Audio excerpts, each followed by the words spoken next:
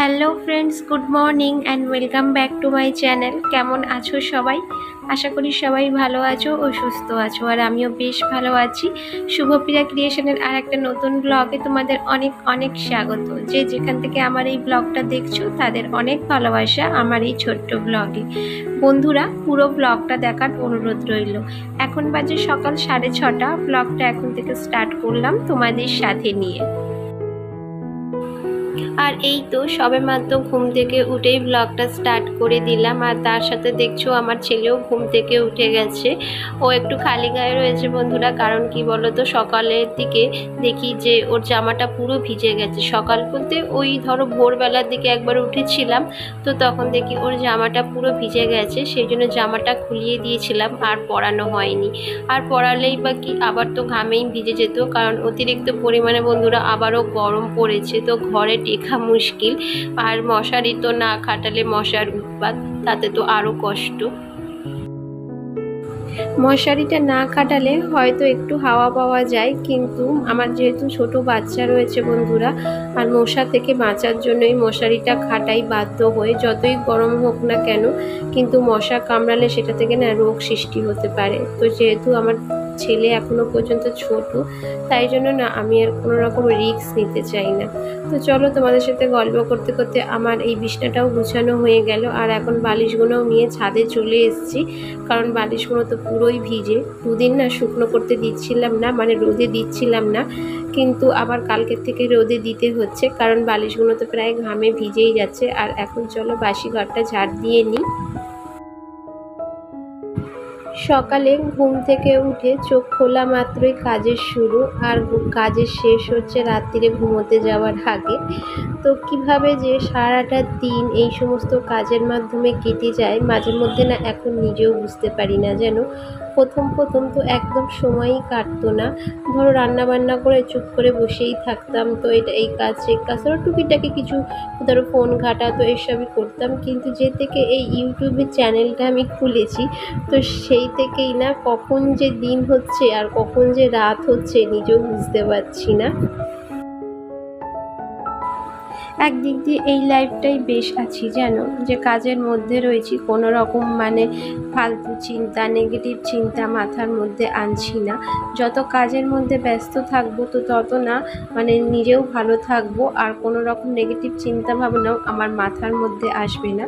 তো এই লাইফটাই বলতে পারো আমি এখন বেশ আছি।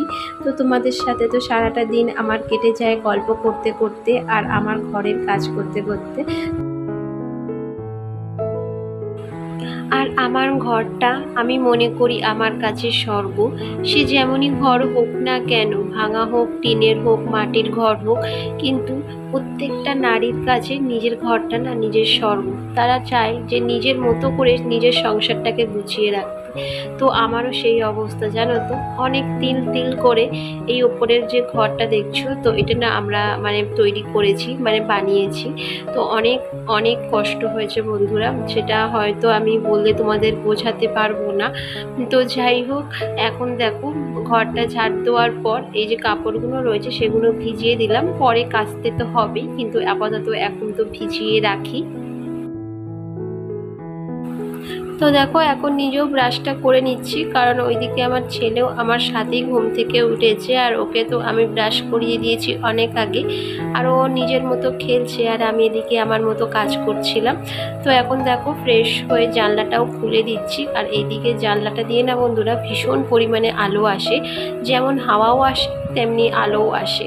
আর এইদিকে যে জানলাটা দেখছো, তো এইখান দিয়ে এক ফোঁটাও হাওয়া আসে না, কিন্তু তাও আমি খুলি কেন বলো তো, যেহেতু এইখানটায় তো গ্যাস রাখি, তো সেই কারণেই আমাকে এই জানলাটা খুলতেই হয়। আর এইদিকে চা বসাতে গিয়ে দেখি আমার চিনি বাড়ন্ত, তাই জন্য একটু চিনি ছিল, তো সেটাই এখন দেখো কৌটোতে ঢেলে নিলাম। এ মাসের প্রথম দিকে যখন মুদির দোকানের জিনিসগুলো আনা হয়েছিল, তো তখন না চিনিটার কথা আমি একদমই ভুলে গেছিলাম, জানো। তাই জন্য না চিনিটা এখন আমার শেষের মুখে, আর দেখলেই তো ওইটুকু ছিল বলেই এখন চাটা আমি বসাতে পারছি। আর দেখবে কোনো কিছু যখন রান্না করতে যাই বা বসাতে যাই, যদি কোনো কিছু বাড়ন্ত থাকে তখন এতটা পরিমাণে বিরক্ত লাগে, সেই আবার মুদির দোকানে ছুটে ছুটে যেতে হয় সেই জিনিসটার জন্য। তো সেটা না বেশি অস্বস্তিকর। তাই জন্য আমি এখন কি করি, মাসের প্রথম দিকেই যা যা লাগার তো সেগুলো সবই কিনে রাখি, যদি একটু বেঁচে যায় তো যাবে। ওইদিকে তো চাটা করলাম বন্ধুরা, কিন্তু আমার বর এখনো পর্যন্ত ফ্রেশ হয়ে বেরোয়নি, তো ভাবলাম কি বাসনগুলো উপর দিয়ে দিই। আর এখন দেখো ঘরটাও মুছে নিচ্ছি। তার আগে কিন্তু বন্ধুরা আমি চাটা খাওয়া হয়ে গেছে, তো সেটা আর তোমাদের সাথে শেয়ার করা হলো না। তো যাই হোক, এখন দেখো ঘরটাও মুছে নিচ্ছি আজকে সকাল সকাল, কারণ আজকের বৃহস্পতিবার, তাই জন্য দেরি না করে এক মুহূর্ত চাটাকে আগে আমি ঘরটা মুছে নিচ্ছি। সপ্তাহের যে কোনো দিন ঘর মুছতে একটু লেট হলেও বৃহস্পতিবারটা না কিন্তু বন্ধুরা আমি কিন্তু একদমই লেট করি না। আমি চেষ্টা করি বৃহস্পতিবার করে সকাল সকালই ঘর মোছার।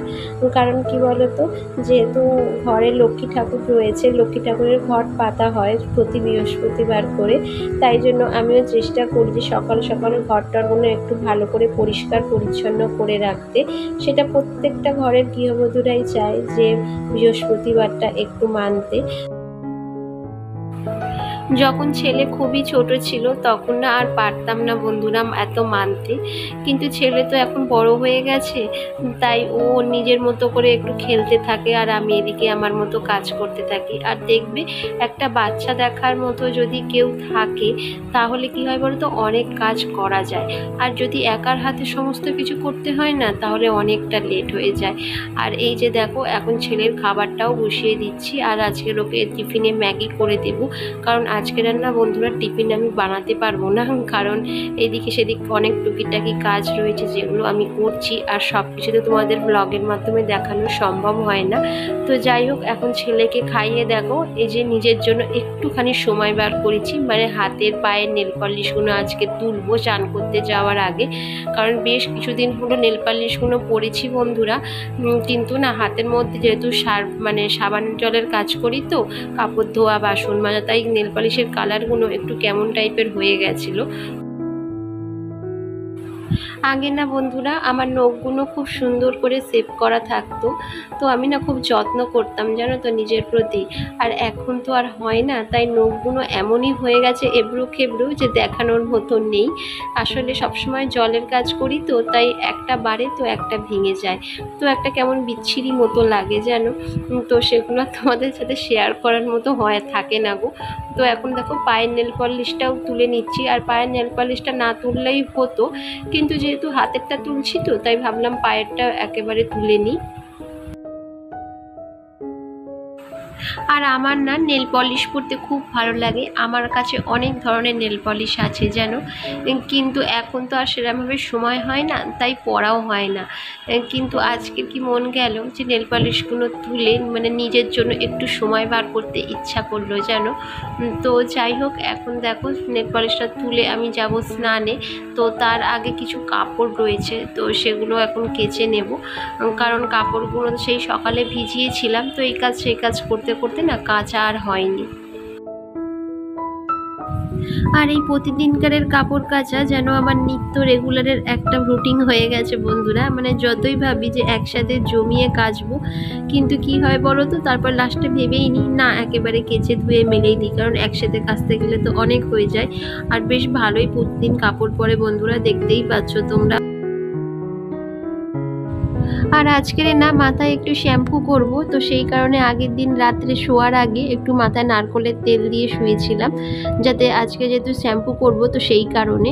আজ পারতাম আমি সকালবেলা তেল দিতে বন্ধুরা, কিন্তু কি হয় বলো তো, সকালবেলা না অতটা সময় পাওয়া যায় না, তো তেল দেবো দেবো করে আর দেওয়া হয় না, তো সেই কারণে আগের দিন রাত্রেই আমি তেলটা মাথায় দিয়ে রেখেছি।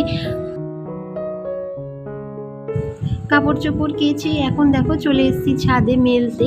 আর আকাশের অবস্থাটা দেখেছো, মানে গুমোট মতো হয়ে রয়েছে, যেন মনে হচ্ছে বৃষ্টি আসবে, কিন্তু তা নয় বন্ধুরা, মানে আকাশে মেঘ রয়েছে, তো সেই জন্যই এইরকম ওয়েদার। আর এখনো পর্যন্ত কিন্তু রোদ্দুর ওঠেনি।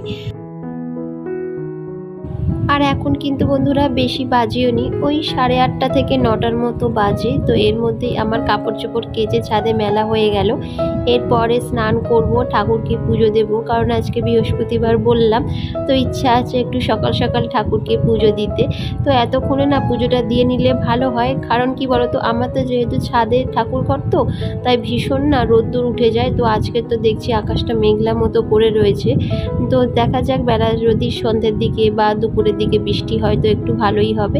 আর এই যে দেখো, ঝাঁটা নিয়ে এখন চলে এসেছি বাথরুমে, কারণ বাথরুমটা না আমি প্রতিদিন স্নানের আগে এইভাবে একটু রগড়ে রগড়ে পরিষ্কার করে দিই। যেমন প্রতিদিন সকালবেলা বাসি ঘর ঝাড় দিয়ে ঘর মুছি, ঠিক তেমনই প্রতিদিনই আমি স্নান করতে যাওয়ার আগে এইভাবেই বাথরুম একটু ভালো করে পরিষ্কার করি, যাতে কোনো রকমভাবে ছ্যাদলা না পড়ে, মানে একটা হলদেটে ভাব যে থাকে না, সেটা যাতে কোনোভাবেই না পড়ে। তো সেটারই চেষ্টা করি বন্ধুরা। আর যেহেতু আমার বাথরুমটা দেখতেই পাচ্ছ সাদা টাইলস বসানো, তাই হলুদ ভাবটা না খুব তাড়াতাড়ি বোঝা যায় জানো তো। প্রথম যখন আমি মানে বাথরুমটা 2-1 দিন ছাড়া ছাড়া করে পরিষ্কার করতাম বন্ধুরা, তখন না বেশ ভালোই হলুদ হলুদ মতো দাগ পড়ে যেত, আর সেগুলো না উঠতেও চাইতো না। তো এখন যেহেতু রেগুলার পরিষ্কার করছি না, বেশ ভালোভাবেই পরিষ্কার হয়ে থাকে জানো। আর এখন স্নানটাও সেরে নেব। তো তার আগে দেখো মাথায় একটু শ্যাম্পু দিয়ে নিচ্ছি। আর বন্ধুরা তোমাদের কি বলবো, যে এত পরিমাণে আমার হেয়ার ফল হচ্ছে, চুল আমার অর্ধেক হয়ে গেছে। যা চুল ছিল সেটা না মানে অর্ধেকটাই তোমরা কিন্তু দেখছো। আমার মাথায় কিন্তু প্রথম থেকেই মানে আমার বিয়ের পর থেকেই এত পরিমাণে চুল ছিল যে আমার কপালই ছিল না বলতে গেলে, মানে একদম অল্প ছোট্ট কপাল ছিল। আর সেটা মানে বড় হতে হতে চুল উঠতে উঠতে উঠতে উঠতে এমনই পজিশনে চলে এসছে যে একদম সরু লিকলিকে হয়ে গেছে। আর এই যে শ্যাম্পু করছি দেখছো, হু হু করে কিন্তু চুল উঠছে। আর আঁচড়ালে তো আর বলাই নেই। তাই জন্য না এখন কি করি বলো তো, চুল যতক্ষণ না আমার শুকনো হয় ততক্ষণ আমি আঁচড়াই না, তাহলে না বেশি পরিমাণে চুল উঠতে থাকে। একটা দিদিভাই বেশ কিছুদিন আগে একটা ব্লগে কমেন্ট করেছিলে যে আমি কি বডি ওয়াশ ব্যবহার করি। তো বন্ধু, তুমি যদি আমার ব্লগটা দেখে থাকো তো উত্তরটা শুধু তোমাকেই দিচ্ছি আমি, যে বন্ধু আমি কিন্তু কোনো বডি ওয়াশ ব্যবহার করি না। এই যে দেখছো আমি সাবান ঘষছি, আর এটা হচ্ছে পতঞ্জলির নিম সাবান। তো এটা খুবই ভালো সাবান, এটা গরমের জন্য খুবই ভালো জানো, এটুকু বলতে পারি। কারণ কোনো রকম যদি স্কিনে কোনো রকম যদি র্যাশ হয়, তাহলে না এই সাবানটা দিলে কিছুটা হলেও উপকার তোমরা পাবে। তো যাই হোক, এখন দেখো স্নান টান সেরে চলে আসলাম ঠাকুর ঘরে। আর আজকে যেহেতু বৃহস্পতিবার, ঠাকুরের আসনগুলোও চেঞ্জ করে নিচ্ছি। আর আমার ঠাকুর ঘরে বন্ধুরা এত পরিমাণে ইঁদুর হয়েছে যে লক্ষ্মী ঠাকুরের যে ঝাঁপি থাকে না, তো সেটাতে না আমি ধান দিয়ে রেখেছিলাম, তো সব ধান খেয়ে তো এদিক সেদিক না নোংরা করে রেখেছে। তো এত পরিমাণে বিরক্ত লাগে পরিষ্কার করার সময়। তো হাতে অনেকটা সময় না নিয়ে ঠাকুর ঘরে ঢুকলে না, তো একদমই না এই সমস্ত কাজগুলো করা যায় না যেন।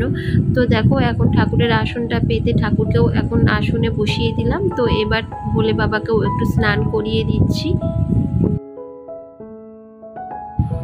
বন্ধুরা, তোমরা কে কোথা থেকে আমার এই ভিডিও দেখো তো অবশ্যই কমেন্ট করে জানিও। আর আমার ভিডিও যদি তোমাদের একটুও ভালো লেগে থাকে তো প্লিজ একটা লাইক করে সাবস্ক্রাইব করে আমার পাশে থেকো। আর যারা ইতিমধ্যে আমার চ্যানেলটাকে সাবস্ক্রাইব করেছো তো তাদের অসংখ্য অসংখ্য ধন্যবাদ। কিন্তু যারা আমার ভিডিও দেখো কিন্তু এখনও পর্যন্ত আমার চ্যানেলটাকে সাবস্ক্রাইব করোনি, তো তোমাদের কাছে একটা ছোট্ট অনুরোধ, প্লিজ আমার চ্যানেলটাকে সাবস্ক্রাইব করে আমার পাশে থেকো।